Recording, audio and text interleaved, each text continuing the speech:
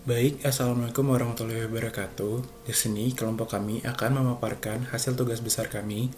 Kami mengobservasi supply chain management dari PT Coca-Cola Amatil Indonesia di tengah pandemi COVID-19 ini. Sebelumnya, di sini ada anggota kelompok kami. Yang pertama, saya sendiri, Igustimade DT Wiratama, dan kedua teman saya, Tiara Yasinta Kipti dan Adam Arif Wibawa. Yang pertama masuk ke identifikasi dan analisis resiko dampak COVID-19 bagi perusahaan. Dampak pandemi yang dihadapi terlihat dari pertumbuhan ekonomi dunia yang diramalkan oleh International Monetary Fund akan melambat 0,1 lebih rendah dari tahun 2019. Adanya pandemi virus corona ini tidak menutup kemungkinan PT Coca-Cola Amatil Indonesia akan mengalami kesulitan dalam rantai pasokannya dikarenakan pembatasan pengiriman bahan baku pembuatan Coca-Cola dari Cina. Terus di sini ada kesulitan yang dirasakan oleh PT Coca-Cola Amatil Indonesia. Ada 8 kesulitan yang dihadapi perusahaan. Yang pertama, sejak 23 Maret 2020, kegiatan iklan komersial Coca-Cola beserta semua merek dagang Coca-Cola di Indonesia dihentikan sementara. Lalu, yang kedua, ruang media dan sumber daya Coca-Cola akan dialihfungsikan guna meningkatkan pemahaman dan kesadaran mengenai COVID-19, serta untuk mendukung bantuan dan tanggap darurat bagi mereka yang terkena dampak pandemi COVID-19. Lanjut yang ketiga, di situ ada Coca-Cola yang berjenis Diet Coke terpaksa harus menunda proses produksinya dikarenakan bahan yang digunakan dari Cina masih terhambat dalam pengirimannya. Terus yang keempat, pembatasan karyawan dan perjalanan domestik terpaksa harus dilakukan untuk mencegah penularan virus, di mana yang kita tahu sekarang ada pembatasan skala bersosial besar. Dan yang kelima, pembatasan proses produksi PT Coca-Cola sehingga menurunkan keuntungan pada tahun sebelumnya karena bahan baku pemanis buatan yang digunakan dalam pembuatan minuman menjadi langka dan mengakibatkan proses produksi terhambat. Di mana yang kita tahu supply chain management saling berhubungan satu sama lainnya. Jadi di sini maksud poin yang kelima sangat signifikan untuk supply chain management.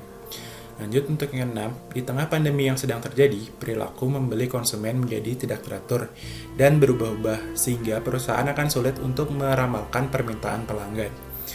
Yang ketujuh, jika perusahaan tidak bisa memenuhi permintaan pelanggan, maka perusahaan akan mengalami loss sale.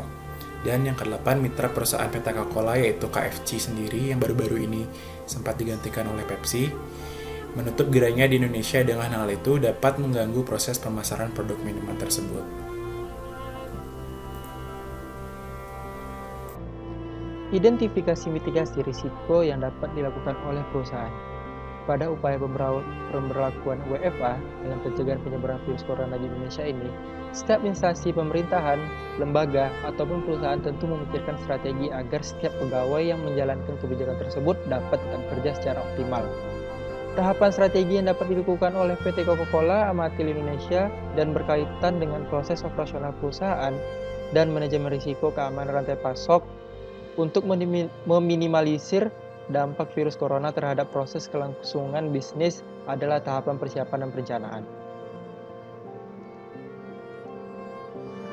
Tahapan strategis yang dapat dilakukan oleh PT Coca-Cola Amatil Indonesia ada 6. Yang pertama ada menetapkan penanggung jawab dari setiap proses produksi yang tetap dijalankan atau sistem yang kritikal. Kemudian tetapkan tim beserta tugas dan tanggung jawabnya, seperti penanggung jawab keamanan informasi dan suatu layanan perusahaan. Yang kedua ada identifikasi proses produksi pada PT Coca-Cola Tbk atau sistem yang kritikal untuk setiap organisasi yang tetap akan menjalankan kegiatan operasional melalui WFH. Lalu ada melatih pekerja yang menjalankan aturan WFH pada PT Coca-Cola Tbk untuk menjalankan aturan formal yang ditetapkan. Selanjutnya yang keempat, ada identifikasi fungsi esensial maupun pemasok yang menunjang proses bisnis atau layanan tersebut. Identifikasi ini dilakukan dengan monitoring keamanan terhadap fungsi esensial serta memastikan bahwa kelangsungan rantai pasok terhadap fungsi esensial tersebut dapat berjalan. Selanjutnya yang kelima, melakukan penilaian secara berkelanjutan mengenai persiapan layanan dan menghadapi perubahan proses yang dilakukan oleh perusahaan serta dampak dari perubahan lingkungan. Lalu yang terakhir, yang keenam, selalu memantau mengenai setiap kebijakan, baik itu dari pemerintah pusat maupun pemerintah terhadap upaya penanganan virus corona, sehingga perusahaan dapat melakukan adaptasi dan langkah antisipatif terhadap proses bisnis secara tepat dan cepat. Oke, selanjutnya di sini saya akan menjelaskan tentang keamanan rantai pasokan pada perusahaan. Itu terbagi jadi 4. Yang pertama, melakukan komunikasi kepada pengguna atau konsumen mengenai keterbatasan yang dihadapi oleh perusahaan serta menyampaikan langkah mitigasi yang akan dilakukan oleh perusahaan.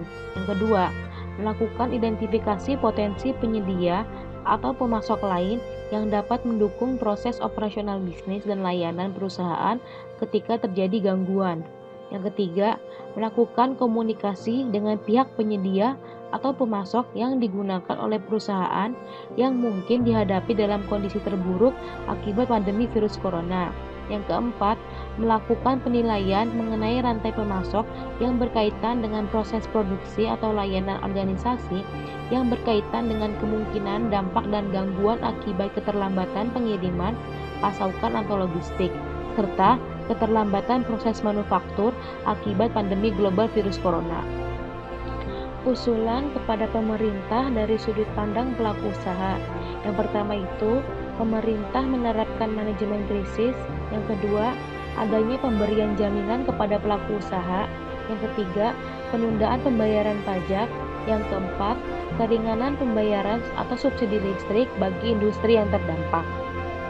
Lalu selanjutnya, yang kelima, adanya dana pekerjaan. Yang keenam itu adanya pinjaman lunak. Yang ketujuh, adanya penundaan pembayaran iuran BPJS Ketenagakerjaan. Yang kedelapan, tetap menjadikan pembangunan infrastruktur dan investasi sebagai prioritas. Dan yang terakhir adalah melakukan skema government to government, G2G. Baiklah, mungkin segitu saja penjelasan dari kelompok kami. Kurang lebihnya mohon dimaafkan. Wassalamualaikum warahmatullahi wabarakatuh.